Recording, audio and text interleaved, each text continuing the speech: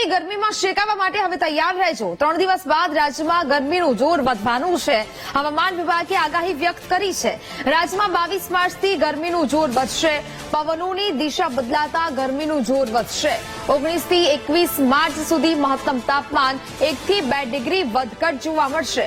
22 માર્ચથી મહત્તમ તાપમાન 2 થી 3 ડિગ્રીનો વધારો થશે। અમદાવાદ અને ગાંધીનગરમાં તાપમાન 36 થી 37 ડિગ્રી રહેશે। કતરોત રાજકોટમાં સૌથી વધુ તાપમાન 38.7 डिग्री नोंधाયું હતું। आने वाले 7 दिनों के लिए जो गुजरात स्टेट के लिए फोरकास्ट है उसमें ड्राई वेदर प्रिवेल करेगा। और मैक्सिमम टेम्परेचर की बात करेंगे तो आने वाले 3 दिनों के लिए मैक्सिमम टेम्परेचर नोलार चेंज में रहेगा। उसके बाद 2 से 3 डिग्री सेल्सियस की बढ़ोतरी का पूर्वानुमान है।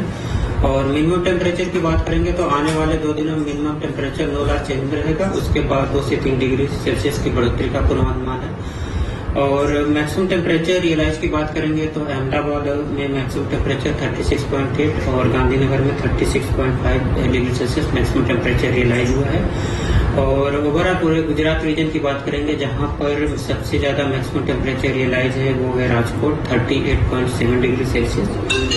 और मैक्सिमम टेम्परेचर फोरकास्ट की बात करेंगे तो अहमदाबाद के लिए 38 डिग्री सेल्सियस का मैक्सिमम टेम्परेचर का फोरकास्ट है। और डिस्कम्फर्ट कंडीशन आज के लिए एंटायर गुजरात कोस्ट के लिए है। और उसके बाद डे 4 और डे 5 के लिए discomfort condition entire Gujarat coast के लिए